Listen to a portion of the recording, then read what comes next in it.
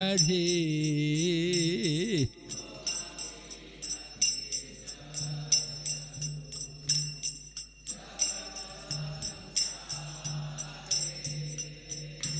Patita Pavana Hetu Tava Batahara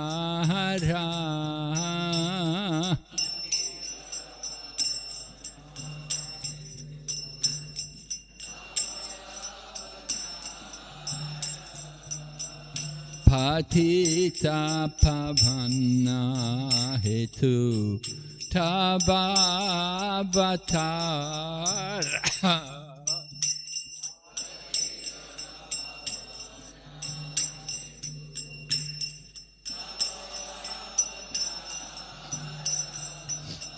Mosamo Patita Prabhu Napae Beara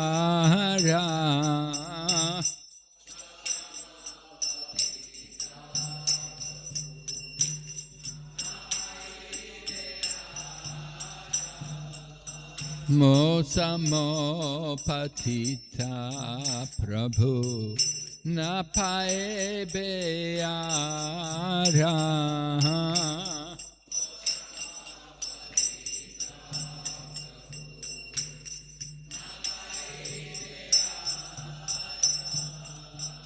Ha ha Prabhu Nityananda Premananda Sukhi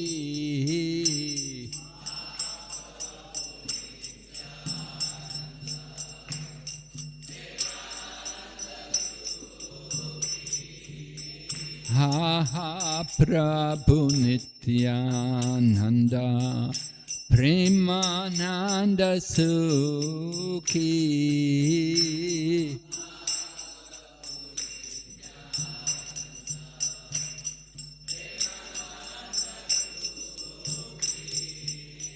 Kripa Bolo Kana Koro Ami Bharadukhi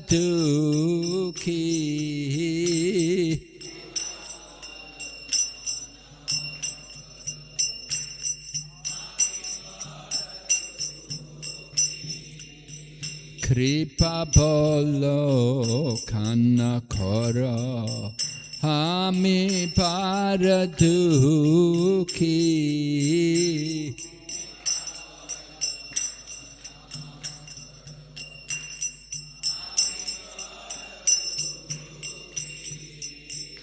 Daya Koro Sitapati Advaita Gosai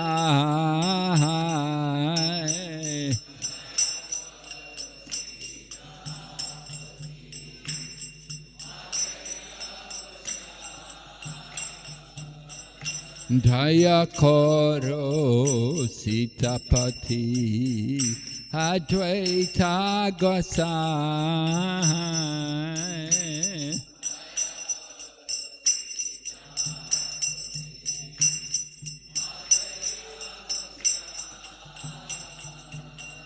Tava Kripa Bole Pai Chaitanya Nitai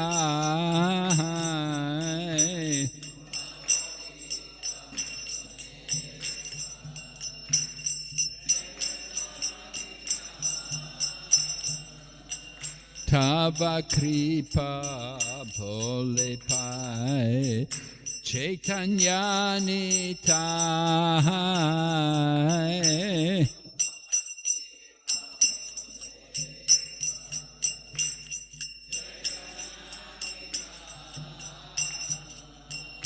Ha ha Swarup Sanatan Rupa Raghunath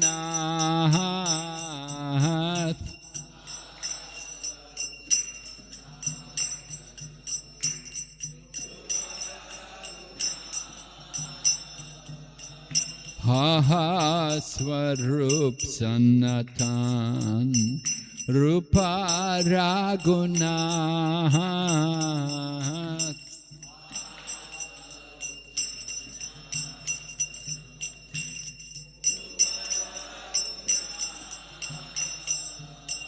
Bhata Yoga Shri Jiva Gopal Nagunath Bhata Yoga Shri Jiva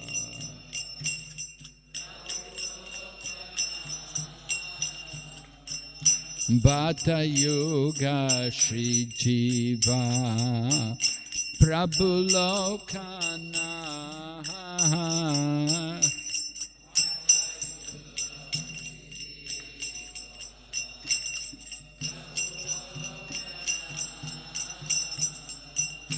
Daya Koro Shri Acharya Prabhu Srinivas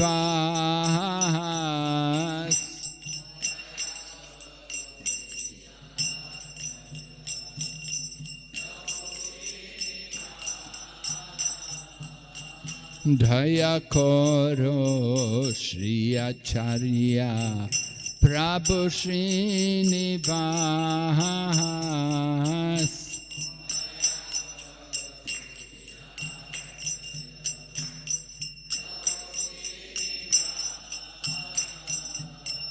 Ramachandra Sangamage Narottam Das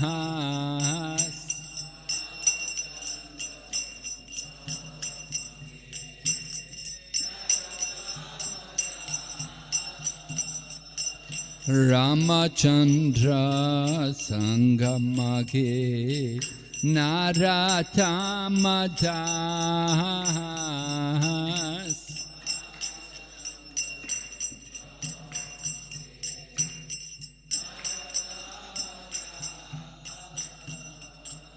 Shri Krishna Chaitanya Prabhu Daya Karamori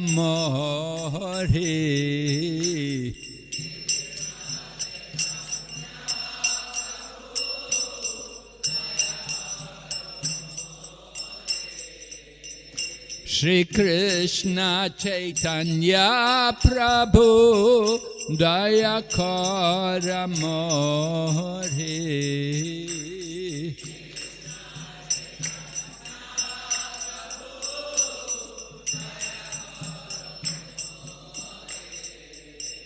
Toma Bina Kedayalu Jagata Samsari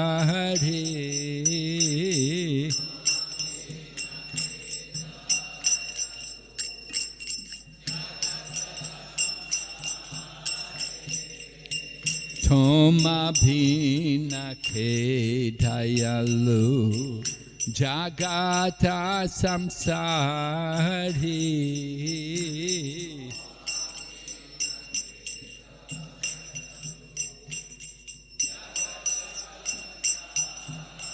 Nitai Gaur Haribo Haribo Haribo Nitai Gaur Haribo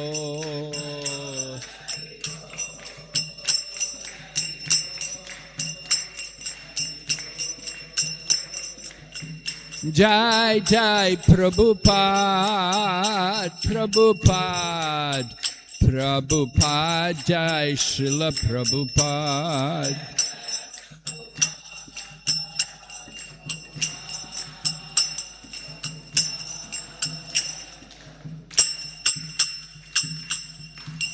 Gaur Premanande. So today is very auspicious day. Today is the appearance day of the appearance day of Srila Narottam Das Thakur.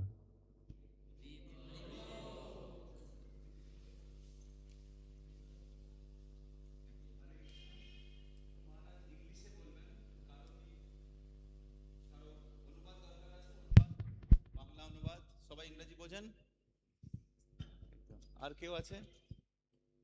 মহারাজ কালকে বলছিলেন অনুবাদ হলে ভালো হতো, তো কেউ যদি সবাই একটু এগিয়ে আসার জন্য অনুরোধ করা হচ্ছে, হয়তো আরো ভক্তরা আসবে বা পিছন দিয়ে যাবেন দর্শন করার জন্য।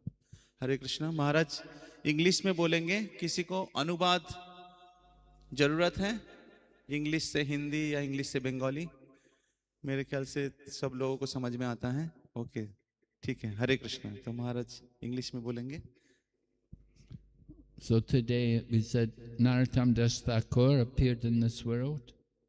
I think Keturi Gram, usually the place of Narottam Das Thakur. Narottam Das Thakur, as a young man, he went to Vrindavan and he was in the school of Jiva Goswami. And Jiva Goswami taught him. He was already a nice devotee, and that's why they sent him to Vrindavan, to get more association. So he was in Vrindavan and he was there with people like Shamananda and Srinivas. And the three of them were sent by Jiva Goswami to bring the books of the Goswamis, to bring the books back to Bengal, because Lord Chaitanya had disappeared, and in the absence of Lord Chaitanya, the devotees were feeling very desperate to hear more, because the Lord had departed from the world. So they wanted to get more, to hear more about the message of Lord Chaitanya and the pastimes of Lord Chaitanya. So Jiva Goswami arranged to have a bullock cart with escort, and these three main devotees, they were the three prominent preachers there in the Gurukula of Jiva Goswami in Vrindavan: Shamananda, Srinivas, and Narottam. And the three of them were all expert musicians. They were very expert in singing and instruments. And Narottam especially, he would lead wonderful kirtans. He had his own style of leading kirtans. Anyway, when they were coming back, the books all got stolen, and Srinivas was able to find the books later on, got the books back. But when the books got stolen, then Narottam went to preach in Bangladesh, and Srinivas was there finding the books, and he found the books eventually and made many devotees there. And Shamananda, he went to Orissa, and in this way they were preaching. So Narottam, he made many devotees. He was actually the disciple of Lokanath Das Goswami. And Lokanath Das Goswami was living in Vrindavan when Narottam approached him and asked him for initiation. And Lokanath said, no. He said, I don't have any disciples, and I don't want to take any disciples. But Narottam was getting instruction in his dreams. Lord Chaitanya was coming to him and telling him, you have to take initiation. You have to get initiation from Lokanath. He should be your guru. He is the right person for you. So again and again, Narottam would come and request Lokanath for initiation, and Lokanath would refuse. So then Narottam secretly arranged to go to the place where Lokanath was residing, and he would clean the place. He would find out where he was bathing and everything, and he would clean that place regularly. So after some time, Lokanath understood somebody must be coming here, because I didn't leave the place like this. So then Lokanath, trapped one day, he waited and he caught Narottam coming there to clean the place. And then he said, what are you doing? And Narottam said, well, I have to get initiated. You don't want to accept me, but I've been told again and again by Chaitanya Mahaprabhu that you're the only person to be my spiritual teacher. So then Lokanath then relented. He said, well, okay, we'll wait for a suitable date. And on a suitable date, they had the initiation. And Lokanath said, I won't take any more disciples. You will be the only one. So Narottam got initiated, and then he got sent by Jiva Goswami, sent back to Bengal to bring the books. And then he went to Gaturigram, to his place, and he was preaching there. And he made thousands of devotees. And he wrote many songs like the one we just sang. Very simple language, very simple, but very deep and very profound meaning. So that was Narottam, his expertise, that he could put things into a very simple language so that common people could understand them. And Narottam Das Thakur, he had thousands of disciples. His guru only had one disciple, but he initiated thousands of disciples. And Narottam, he left this world in a very wonderful way, that one day he was bathing in the Ganga with some of his disciples. And while he was bathing in the Ganga, his body turned into milk. So he took Dud Samadhi. His body turned into milk as he was taking bath in the Ganges. And that place is there on the banks of the Ganga. You can go there. The Padma, they call it Padma, right, in Bangladesh. So it's there. There's a place, there's a special place where he was bathing, where he took the Dud Samadhi. So Narottam Das Thakur, very, very great Acharya and spiritual master. Today we're remembering him. So we're going to continue discussing more about the different pastimes of Lord Nityananda. Just like the pastimes of Lord Krishna are unlimited, so the pastimes of Lord Nityananda are also unlimited. So one of the pastimes I thought we would talk about today, it took place in Shantipur. Shantipur, of course, is the place of Advaita Acharya. And Advaita Acharya, Lord Nityananda and Chaitanya Mahaprabhu, they're all Vishnu Tattva. Sri Chaitanya Mahaprabhu is the Supreme Lord. Lord Nityananda is his expansion, and Advaita Acharya is his incarnation. So sometimes people ask, what's the difference between an expansion and an incarnation? Well, that's the difference between Advaita and Nityananda. Nityananda is the expansion, Advaita is the incarnation. Lord Nityananda is Balaram, and Advaita Acharya was Mahavishnu and Sadashiva. So they're all the Pancha Tattva. So Shantipur, very special place. Lord Chaitanya would visit there several times, and Prabhupada would go to Shantipur.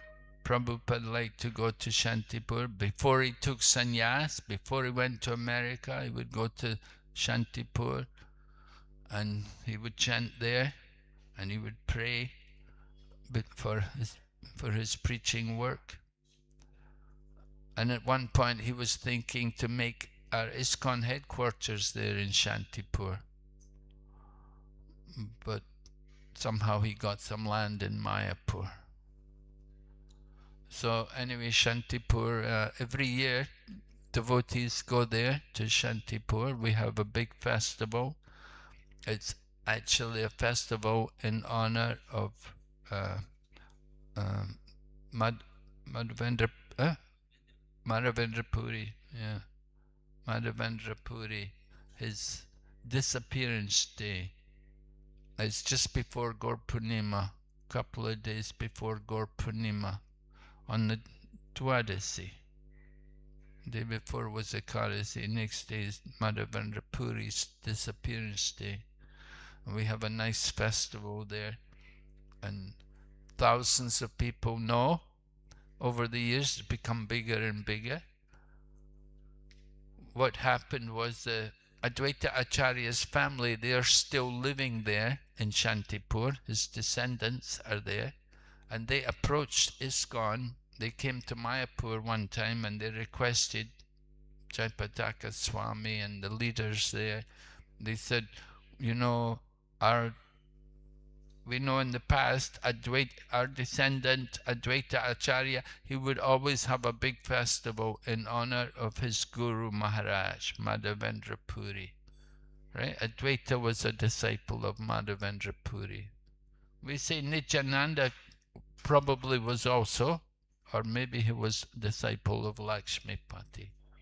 Anyway, Advaita Acharya liked to do a big festival in honor of his Guru Maharaj, and every year he would distribute so much prasadam, and thousands of people would all come, and he would prepare for it. He would purchase big warehouses full of boga and leaf plates and everything so he could feed everyone. So they said, could you help us? Could we do it? Could you? Because they didn't have any means, any financial means to do it. So they asked ISKCON, can you do it? Can you put on this festival for us? It would be very nice if you can come to Shantipur every year and have a big festival and distribute and do it on this day of Madhavendra Puri's disappearance. So the devotees agreed, and every year we've been going, maybe now it's about 30 years, we've been going there to Shantipur. Jai, Radha Govinda ki Jai, Jagannath Baladev Subhadra ki Jai. So we have a big festival there, and many people come. We distribute prasadam. It's actually said that everyone who helps to distribute prasadam and to cook prasadam, and everyone who takes prasadam, they'll get Krishna Prem on that day. When you go to Shantipur on that day, you get special blessings. So it's very nice. Anyway, it happened, Chaitanya Mahaprabhu took his sannyas in Katwa. And when Mahaprabhu had taken sannyas, he wanted immediately to go to Vrindavan. He wanted to go to Vrindavan, you know. He's given up the material world. Now he just wants to go to Vrindavan. He just wants to fully immerse himself in Krishna. So the best place is Vrindavan. So Mahaprabhu wanted to go to Vrindavan. And so when Mahaprabhu took sannyas, a few devotees were there with him, like Lord Nityananda, and then also Chandrasekhar, and also Makunda. They were all there when he took sannyas. So when he wanted to go to Vrindavan, they said, we will come with you. We'll go with you to Vrindavan. And so Mahaprabhu was going, and there were Lord Nityananda, he plays some tricks sometimes, you know. And so Lord Nityananda, he wanted to bring Lord Chaitanya Mahaprabhu to Shantipur, because Mahaprabhu had taken sannyas, he'd left home, and none of the devotees in Mayapur hardly even knew what was happening. So Lord Nityananda wants to arrange to bring Mother Sachi to Shantipur so that she can see Lord Chaitanya Mahaprabhu now that he's a sannyasi. And he said Lord Nityananda wanted to bring all the other devotees as well, that they should all come to Shantipur, because they should see Mahaprabhu, that now he's a sannyasi, he's changed. Before he was the grihasta, long hair, nice silk cloth, but now he's a sannyasi, he's renounced. And so Lord Nityananda, he didn't tell Lord Chaitanya about this, but he arranged that Lord Chaitanya would be tricked into thinking he was going to Vrindavan. And Lord Nityananda arranged, there was some young boys, cowherd boys, and so he said, when the sannyasi comes and he will ask you the way to Vrindavan, you should point along this path. You see? So the young boys, okay, Lord Nityananda encouraged them, told them some story. So Mahaprabhu's in ecstasy and he's asking, where is Vrindavan? Which is the way to Vrindavan? And the boy, oh, that way, that way. So Mahaprabhu's pleased. And then at one point they came to the Ganga, where the Ganga was. And Lord Nityananda arranged, he said, when Mahaprabhu comes, when the sannyasi comes, tell him this is the Yamuna. So Lord Chaitanya comes along, he's very ecstatic, and he sees the water, and he said, what is this? What is this? What is this river? And the young boys, they'd been told, and they said, oh, this is Yamuna. And oh, Yamuna. And Lord Chaitanya begins to recite verses glorifying the Yamuna. And then he takes his bath in the Yamuna. And he's thinking he's in the Yamuna. But while he's taking his bath in the Yamuna, a boat appears. And in the boat is Advaita Acharya. And Lord Chaitanya looks at him and said, what are you doing here in Vrindavan? What are you doing here in Vrindavan? And Advaita says to Lord Chaitanya, my Lord, wherever you are, this is Vrindavan. Famous line, right? Wherever actually it's true, because Mahaprabhu is Lord Krishna. And so wherever Krishna is, that is Vrindavan. And and Lord Chaitanya was a bit puzzled that how is it Advaita is here, And then he was saying, he said to Lord Nityananda, he said, you have cheated me. But Advaita Acharya came to the rescue and said, no, he didn't cheat you. He said, because this side of the Ganga, this is where the Yamuna joins in the Ganga. The Yamuna flows in this side of the Ganga. Yamuna water is very dark color and Ganga water is very clear. And so you can see where the Yamuna flows into the Ganga, then you've got this dark colored water coming in. And the Ganga is usually clear. So they said, this side of the river, this is actually the Yamuna. Although it had become the Ganga, but that's the side where the Yamuna flows in, that is the water of the Yamuna. So in this way, Chaitanya Mahaprabhu was a little pacified, you see.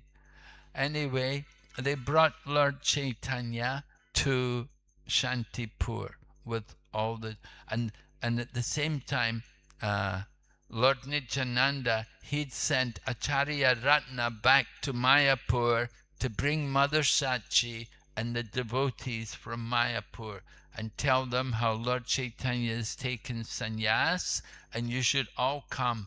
We're going to have a big festival in Shantipur with Lord Chaitanya, who is now a sannyasi. So they went to Shantipur and they had, it's Advaita Acharya's home. If you go there in the Shantipur, you can see there's many mango trees there. Very nice place. So they brought Mother Sachi, and of course she comes and she sees her son. He's now a sannyasi, and Mother Sachi, oh, my son, you know. So Lord Chaitanya tells Mother Sachi, yes, he said, I did it when I did it on the spur of the moment. He said, I was foolish. He said, if you want, I will come home with you now and I will give it all up. But Mother Sachi said, oh, no, no, don't do that. If you do that, that will be worse. Then it's bad enough that you're not going to be home, but if you give up the sannyas and come home, that will be unbearable. So better you continue. But of course, Mother Sachi had a request, and the request was, don't go to Vrindavan. I want you to just go to Jagannath Puri. Because if you go to Vrindavan, it's so far away, it will be very difficult to get news of your activities there. And if I don't get any news of your activities, how will I live without hearing about you? So she said, if you go to Jagannath Puri, regularly people are coming and going between Navadvip and Jagannath Puri. And it said these Jagannath Puri and Navadvip are like two rooms in the same house. Just like if you live in a house, you may be in one room, you know about what's going on in the next room, right? It's one house, you know. So the same way, Jagannath Puri and Navadvip, they're like two rooms in one house. So Mother Sachi said, if you will go to Jagannath Puri, then I can regularly get news about your activities, people coming and going. So Lord Chaitanya agreed. And Advaita Acharya, he's made arrangements to feed everyone. And Lord Chaitanya had just taken sannyas.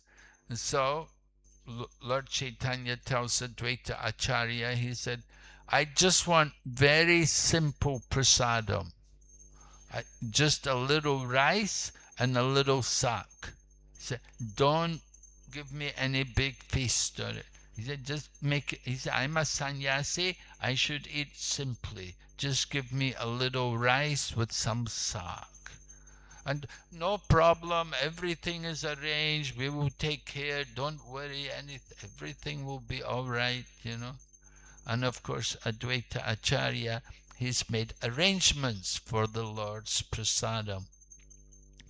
Now, if you go to Shantipur, you can see the place where where Lord Chaitanya, Lord Nityananda, and Advaita Acharya, they've made a special shrine there commemorating the event, how the three lords had sat together taking prasadam. So it's a very wonderful description in the Chaitanya Charitamrita. Krishnadas Kaviraj describes in great detail how Advaita Acharya arranged everything. He had 3 big thalis and, you know, mountains of prasadam. And Lord Chaitanya saw it and he thought, oh, very nice. This is very nice offering for the Lord.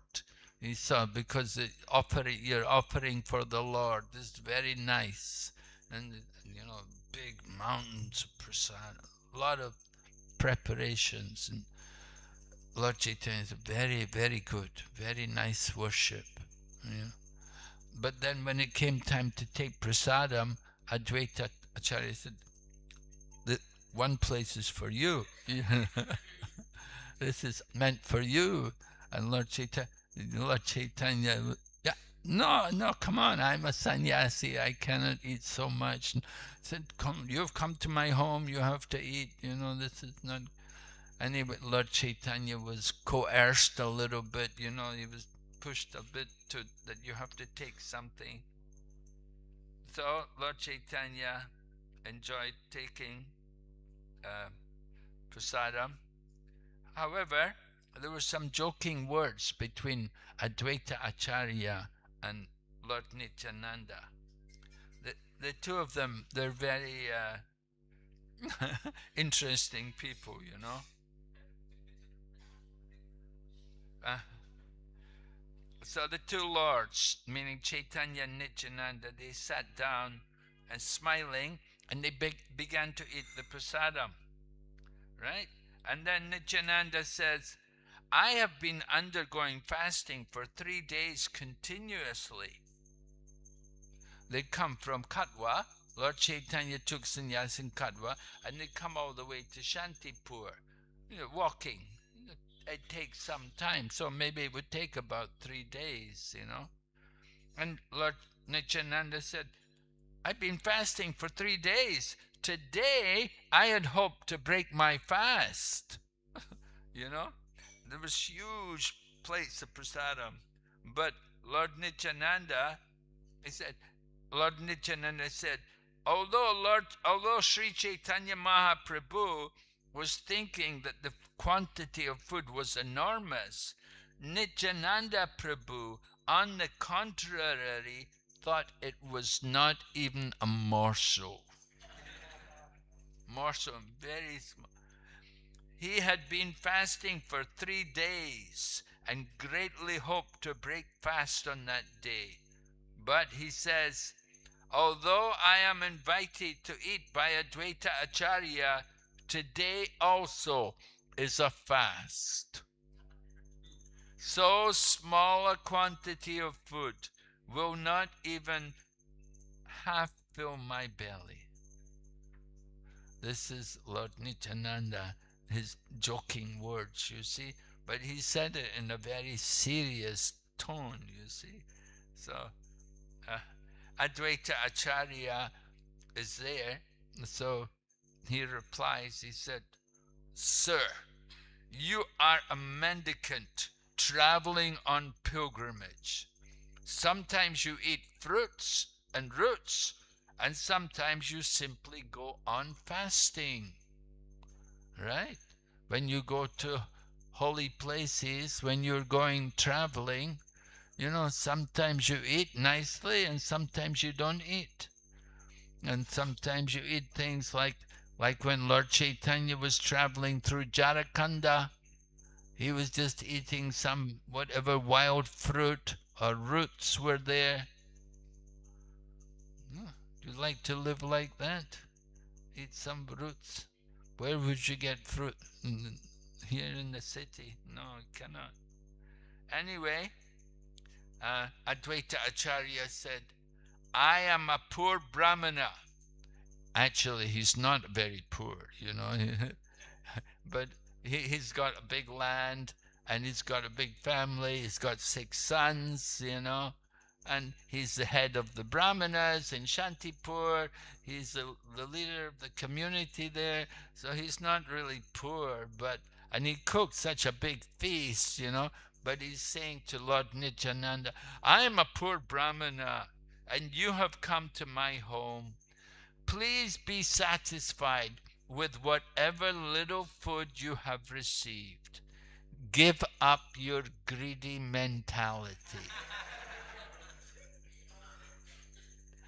Right? Greed, that's a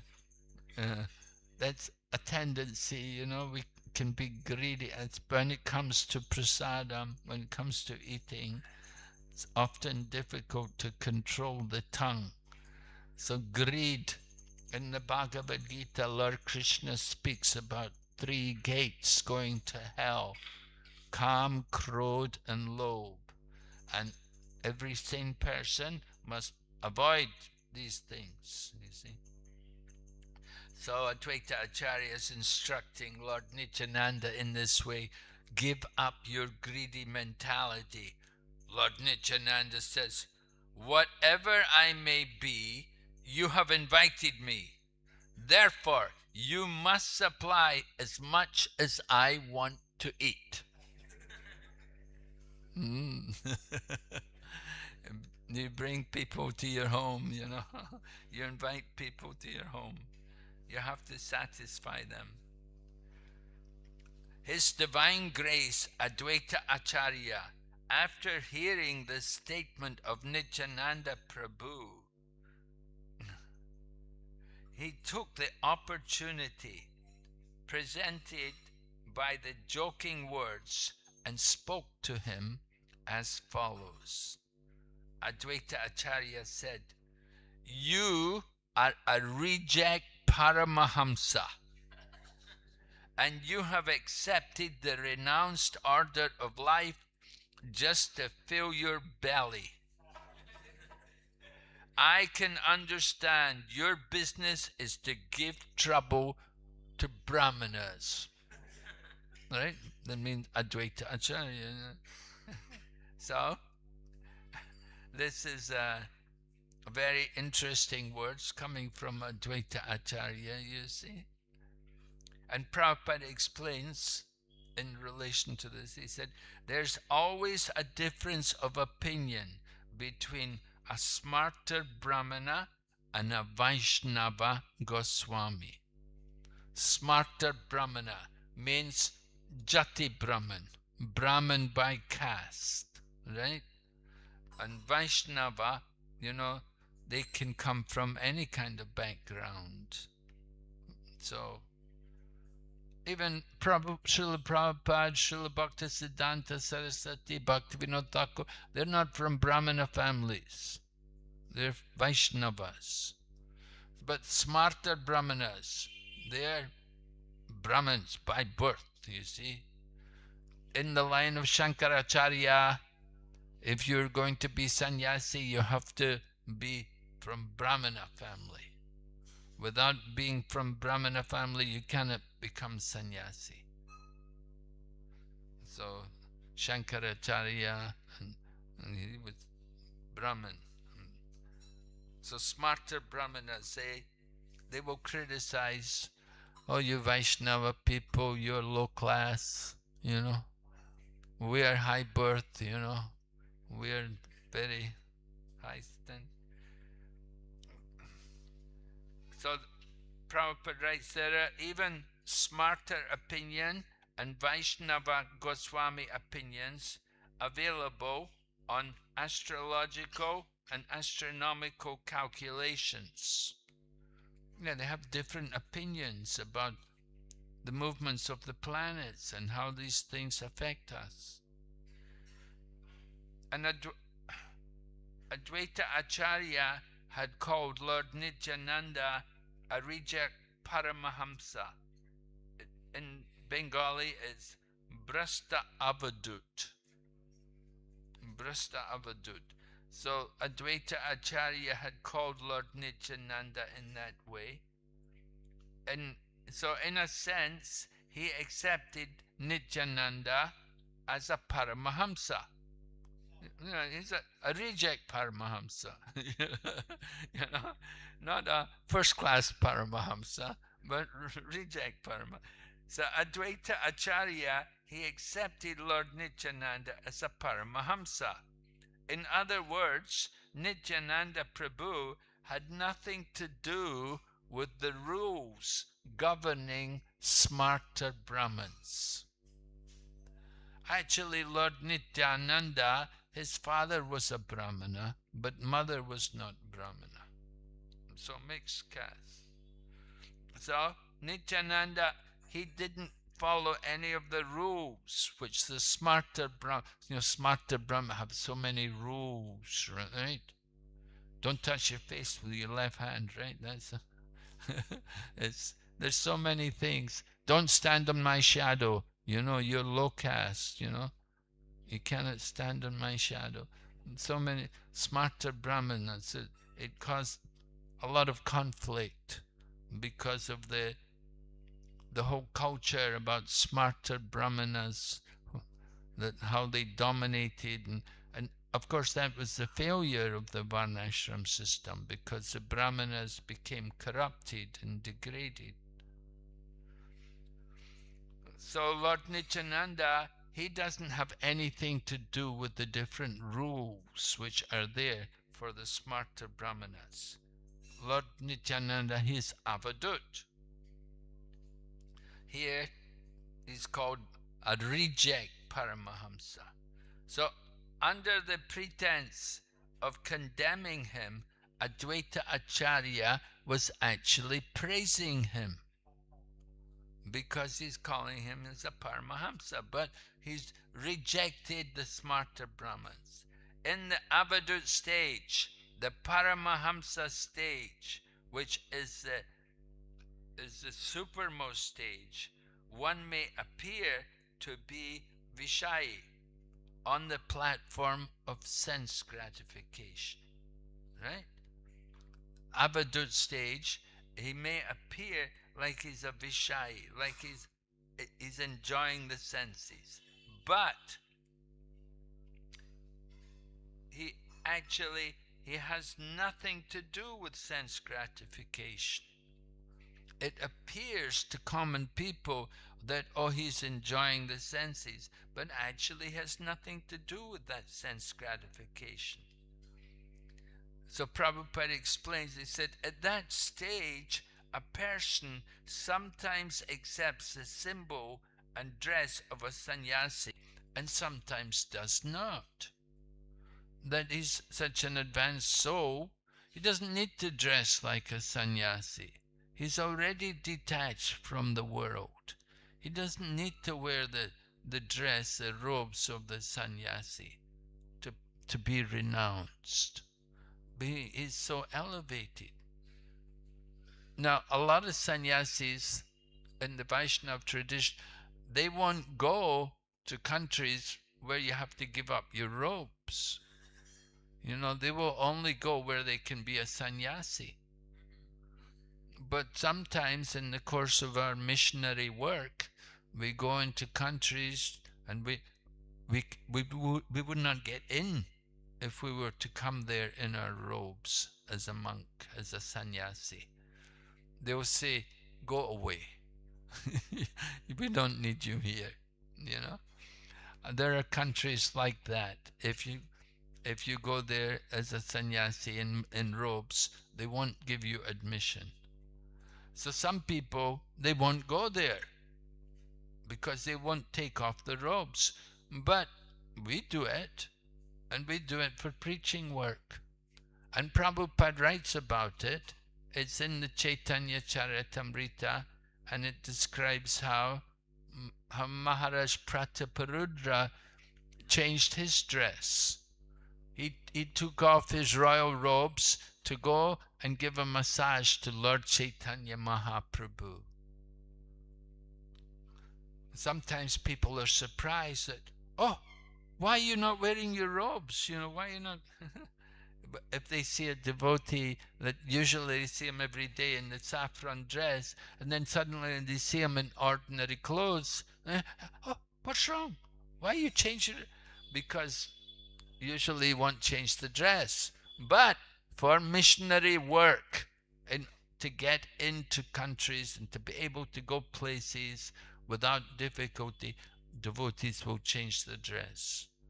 And Srila Prabhupada approved this. And Srila, just like devotees distribute books, and they will often go in civilian dress, the civilian dress. They will go out for preaching because it's easier for them to meet people and to introduce Krishna consciousness to them. And Prabhupada gave the example how Maharaj Prataparudra changed his dress so that he could go and do personal service for Lord Chaitanya Mahaprabhu. Otherwise, Lord Chaitanya Mahaprabhu didn't want to meet with Maharaj Prataparudra, because he said he's a materialist. He's just a materialistic person.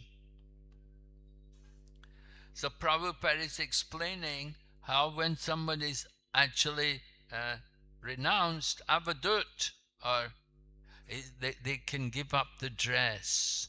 They don't need to wear the dress of a renunciate to be renounced. Wherever they go, they'll be renounced. So sometimes they wear the dress and sometimes they do not.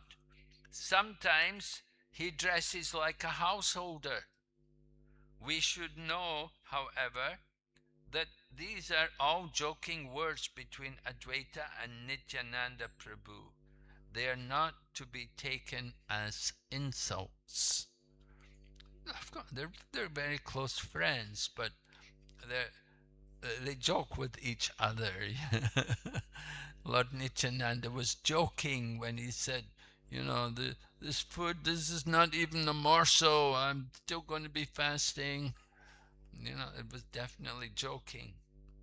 And Advaita is joking back with him, calling him reject Paramahamsa, coming to my home just to give trouble.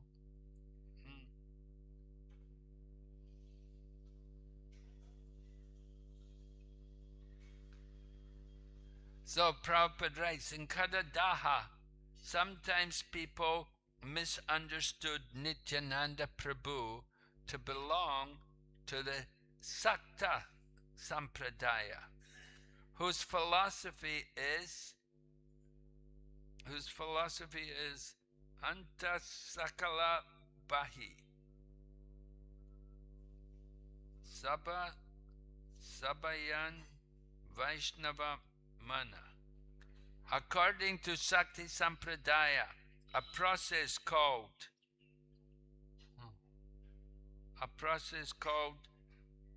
Katavadura thinks materially while externally appearing to be a great devotee of Lord Shiva. So a process where you think materially and you appear to be a great devotee of Lord Shiva. When such a person is in an assembly of Vaishnava, he appears like a Vaishnava. Actually, Nityananda Prabhu, he did not belong to such a community. Nityananda Prabhu was always a brahmachari, of a sannyasi of the Vedic order. He was a brahmachari, he was a servant, like I told yesterday about how Lord Nityananda, how he left home when he was a young boy. The sannyasi had come to Ekachakra and he wanted someone to go with him traveling. And so he asked the father, mother, can you give me your son? Sometimes we go to people's homes and, if we see they have some sons, they say, why don't you give some sons for us to take? And sometimes the mother will say, oh, take them all, get rid of them. The mother doesn't want them sometimes, so angry at them. But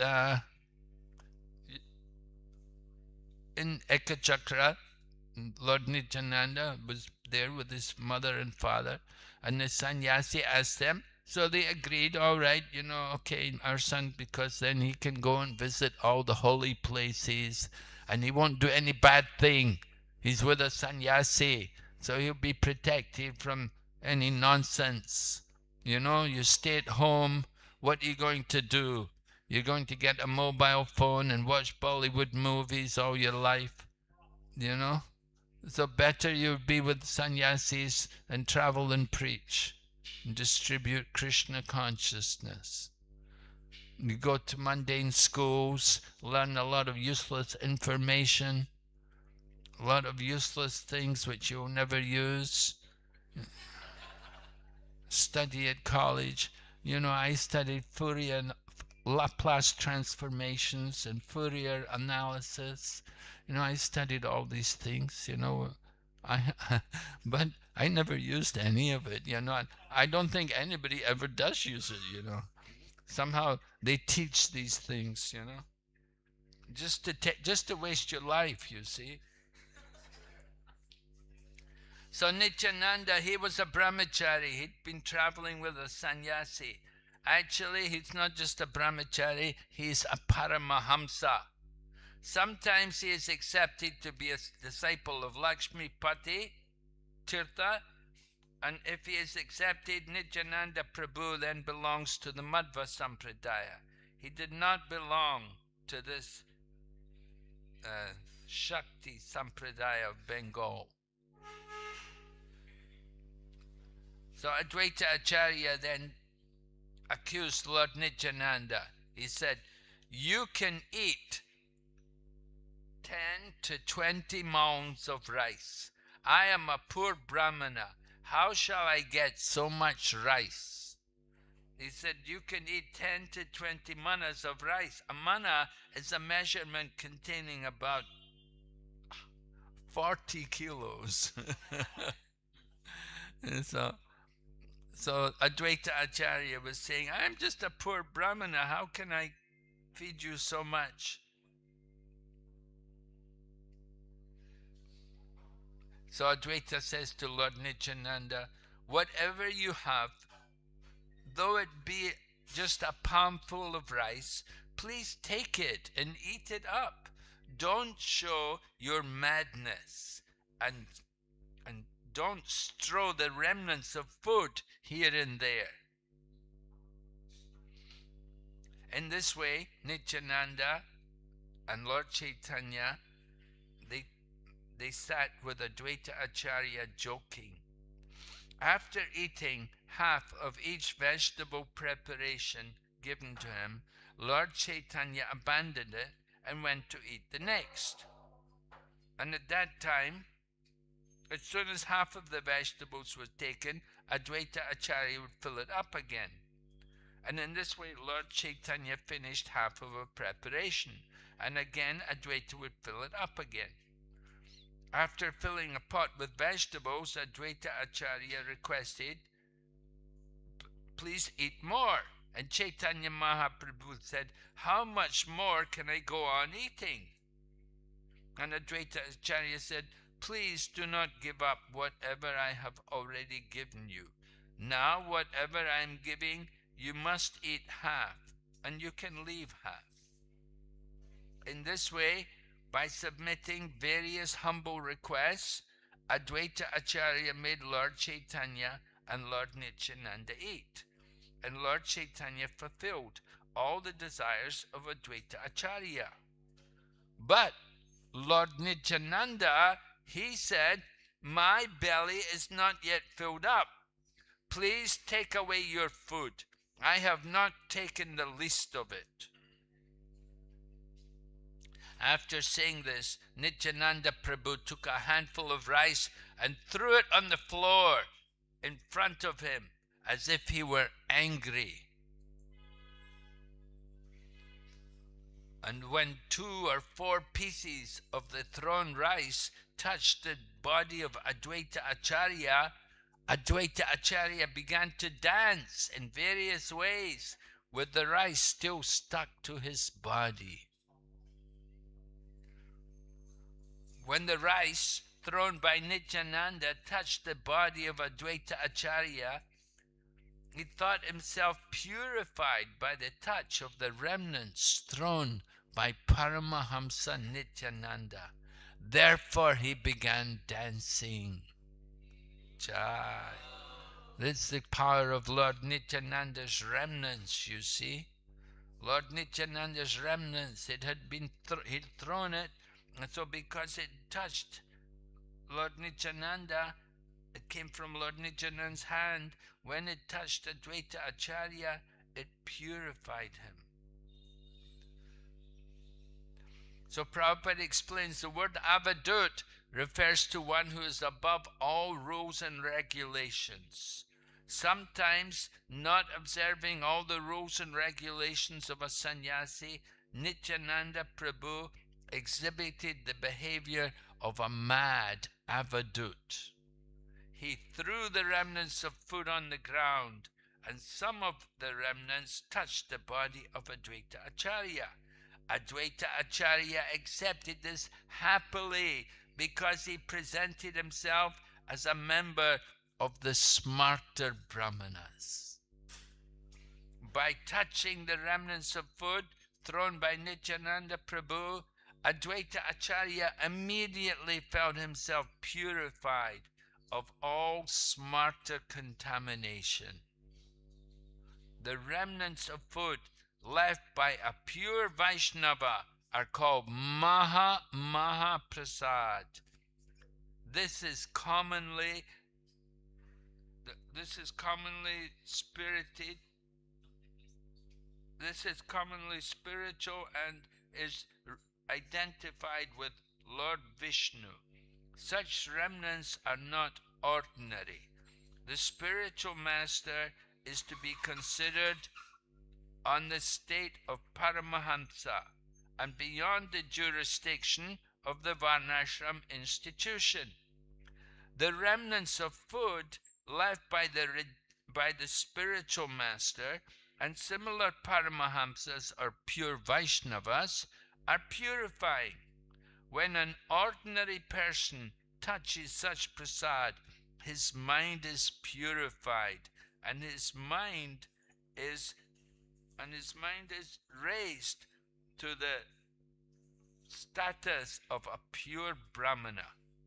The behavior and statements of Advaita Acharya are meant for the understanding of ordinary people who are unaware of the strength of spiritual values, not knowing the potency of food left by the Lord.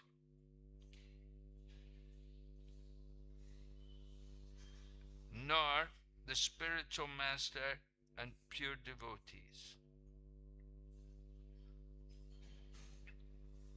So Advaita Acharya then said to Lord Nityananda, "My dear Nityananda, I have invited you, and indeed I have received the results.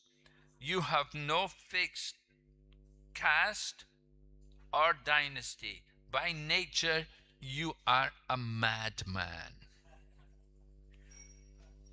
And Advaita Acharya had called him a Sahaji Pagala. By nature, a madman, indicating that Lord Nityananda Prabhu was transcendentally situated on the Paramahamsa level, because he always remembered Radha and Krishna and their service. So he was transcendentally mad, and Advaita Acharya was pointing out this fact in this way, by calling him like that. And then Advaita Acharya says to Lord Nityananda, "To make me a madman like yourself, you have thrown the remnants of your foot at me. You did not even hear the fact that I am a Brahmana." So, Advaita Acharya considered himself to belong to the smarta Brahmanas, and he considered Nityananda Prabhu to be on the transcendental stage with pure Vaishnavas. Lord Nityananda gave Advaita the remnants to situate him on the same platform and make him an unalloyed Vaishnava or Paramahamsa. Advaita Acharya's statement indicates that a Paramahamsa Vaishnava is transcendentally situated. A pure Vaishnava is not subject to the rules and regulations of the smarta Brahmanas. That was the reason Advaita Acharya's stating that you want to raise me to your own standard.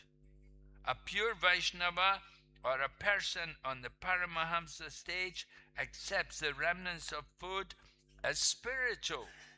He does not consider it to be material or sense gratification. He accepts Mahaprasadam not as ordinary dal and rice, but a spiritual substance. To say nothing of the remnants of food left by a pure Vaishnava, prasadam is never polluted, even if it is touched by the mouth of a chandala. Indeed, it retains its spiritual value. Therefore, by eating or touching such Mahaprasad, a Brahmana is not degraded. there is no question of being polluted by touching the remnants of such food. Actually, by eating such Mahaprasadam, one is freed from the contaminations of the material condition. That is the verdict of the Shastra. Very powerful. We have to be very careful. We're not just eating rice and dal. We're honoring prasadam. So Lord Nityananda said, these are the remnants of food left by Lord Krishna. If you take them to be ordinary remnants, you have committed an offense. So in the Puranas it stated, one who considers Mahaprasadam to be equal to ordinary rice and dal certainly commits a great offense. Ordinary edibles are touchable and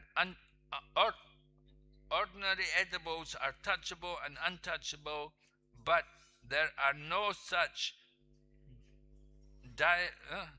dualistic considerations where prasadam is concerned.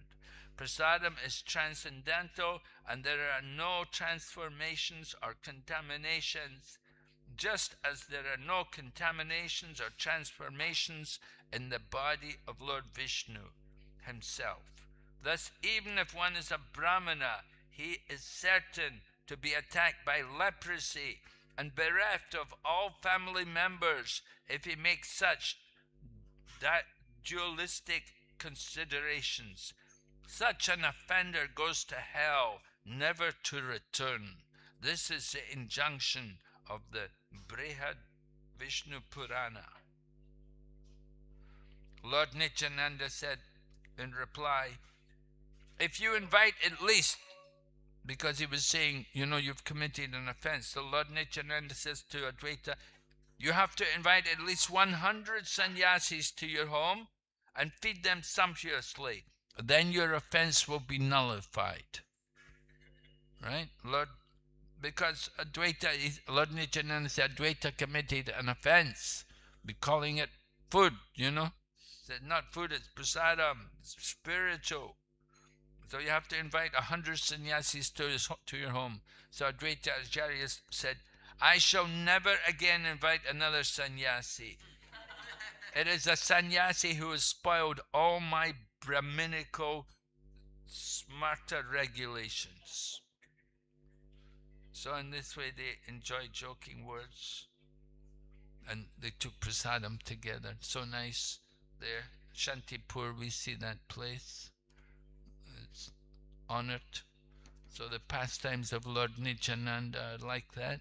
You can see the joking words between Advaita Acharya and Lord Nityananda. Lord Nityananda is Paramahamsa.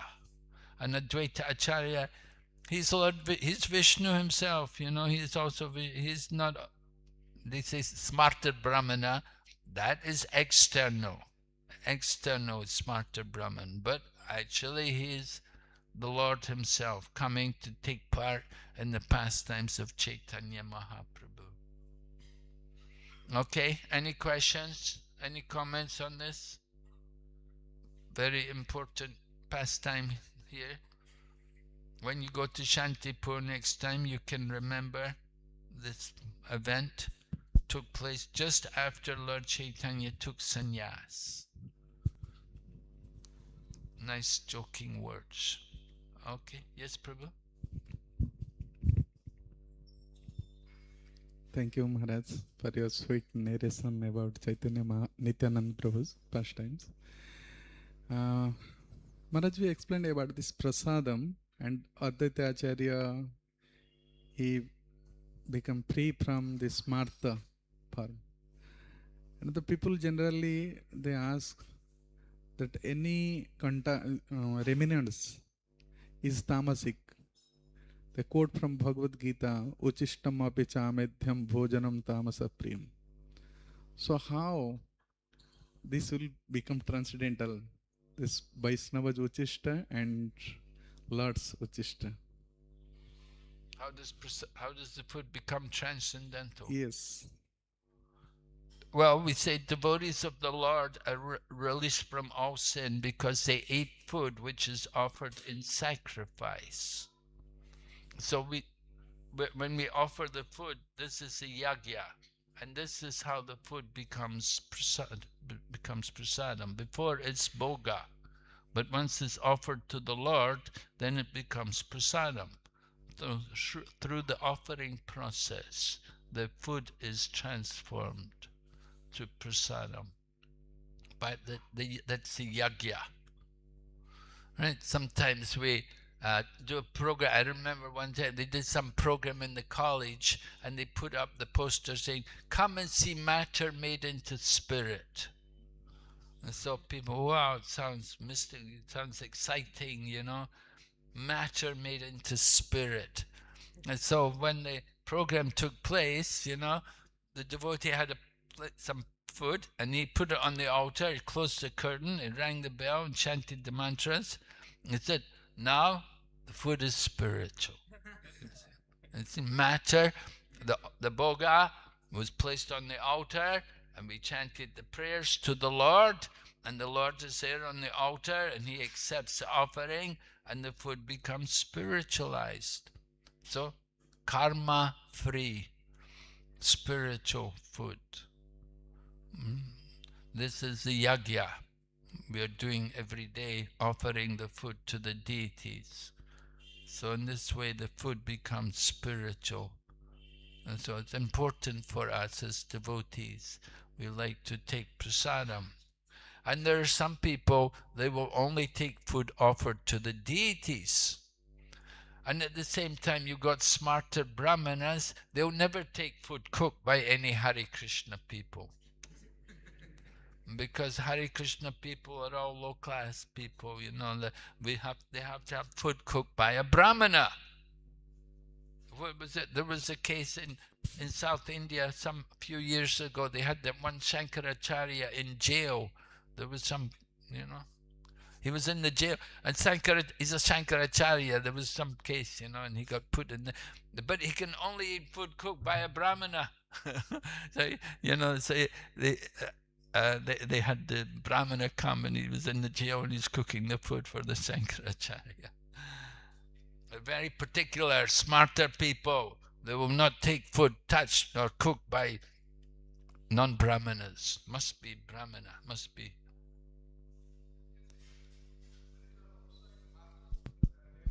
This tradition. In Madhva? Madhva Sampradaya.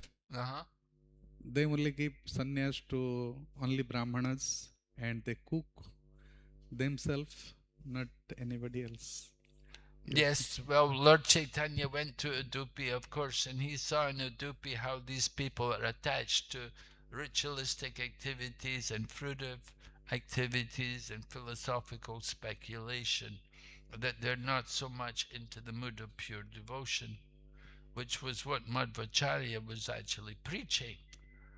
But even today, you go to Madhva Center and you'll see they're doing so many rituals.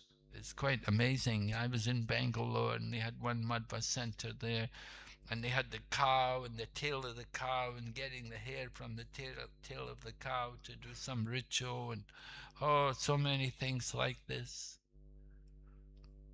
So, you know, the Kali Yuga, the real yagya is Sankirtan. That's the real yagya, chanting of the holy name. And so we're presenting that. Or Maharaj, also I'm adding this, that taking the remnants and taking the water of pure devotees, Bhakta Pada Jal and Bhakta Pada Dhuli, that is also Jagya. It purify. Well, that's mercy. You're getting the mercy. If you take the Mahaprasadam from the devotees, you take the remnants of their food or their water, that's mercy. Thank you, Maharaj. If we, you know, if Prabhupada's remnants, they would bring Prabhupada's remnants, you know. Whatever you could get, you would take, you know. You didn't mind what it was. You're happy. It's a remnants of the pure devotee. But Prabhupada told sannyasis, he said, it's not your duty to to leave a lot. You leave your remnants, you give your karma to people. So usually what happens, a spiritual master, he will give his remnants to his disciples. He will not just give to everybody, but he will give the remnants for his own disciples. Because he's already taking the karma for his disciples. So he doesn't mind to give the remnants, but he won't just give his remnants to everybody. Of course, Prabhupada generally would do that. He would allow, because Prabhupada he's very great devotee. He could do it. He could do these things, but not everybody. We cannot imitate Prabhupada's position.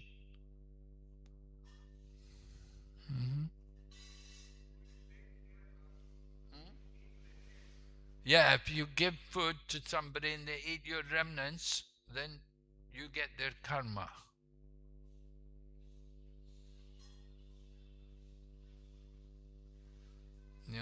If you allow people to eat your remnants, then you're accepting their karma.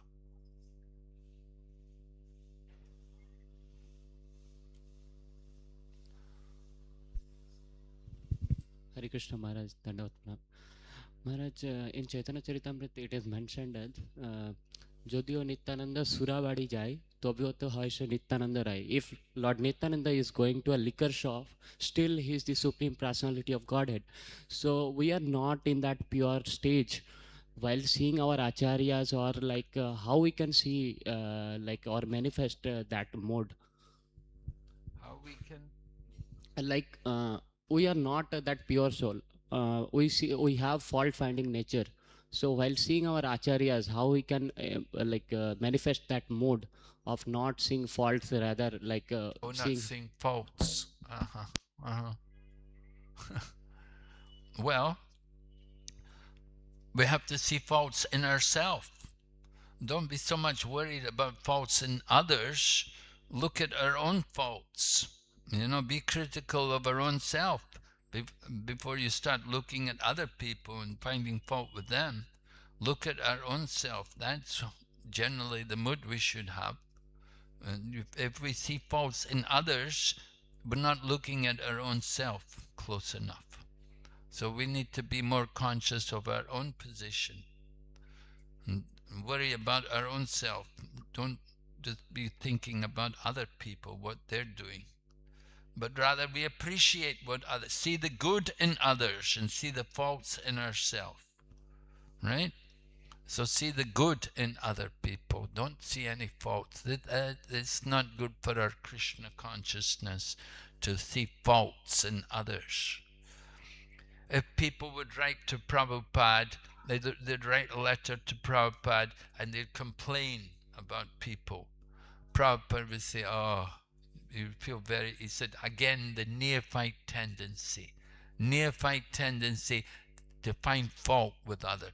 But if somebody would write to Prabhupada and glorify everybody and tell it's so nice that then Prabhupada would feel this is very good. He'd like that. He didn't like to hear all the criticism. So you should always think like that. What's pleasing to Prabhupada? Okay, yes? Oh, more questions. What time is breakfast supposed to be? So we are seeing in the pastime that Nityananda Prabhu and Advaita Acharya is joking among themselves. Yes. So among the devotees also, when we joke, so what will be our limit that we can joke up to this, or we can joke anything with any devotees? So what is your opinion? What is your opinion? Means what is my opinion? Well, the joking, just like Advaita and Nityananda's joking, Prabhupada is explaining that actually these jokes are actually true, the truth behind it all. So it has to be philosophically based. You see, the joking, it shouldn't just be some nonsense, but it has to be some philosophical truth. To reveal some philosophical truth, you can have joking words like that. You have to be very advanced, actually, to be able to do this kind of joking. Not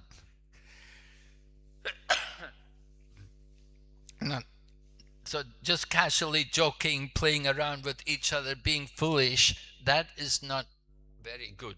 But if the joking is based on to bring out some philosophical truth, some philosophical meaning, then it's okay.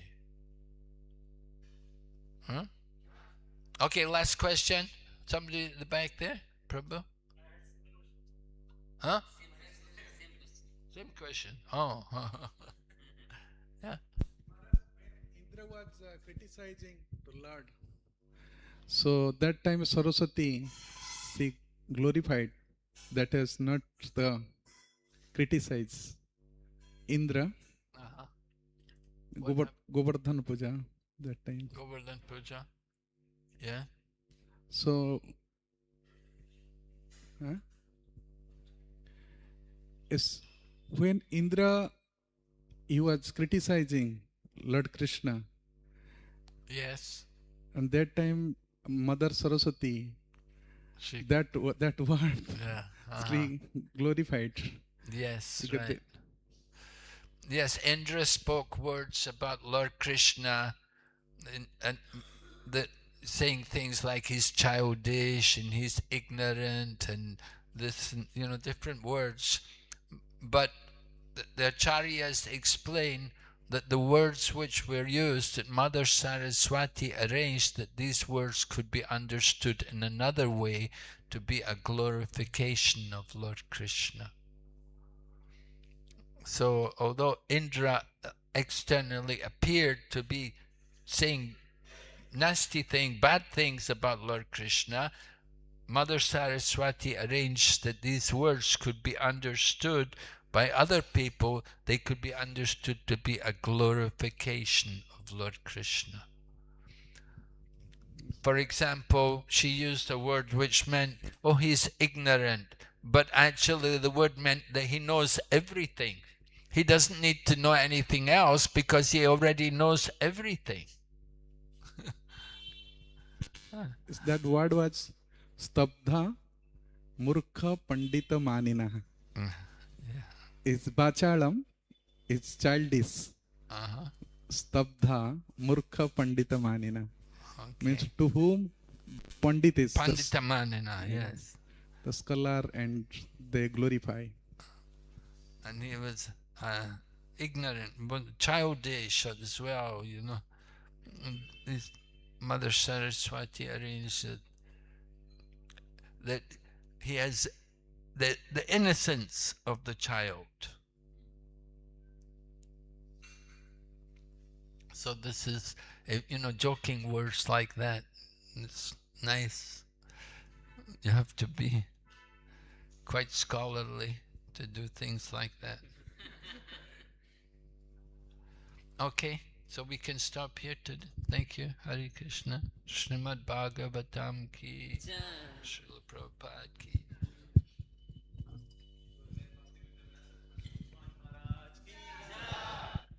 So we thank Maharaj for his wonderful Nityananda Katha.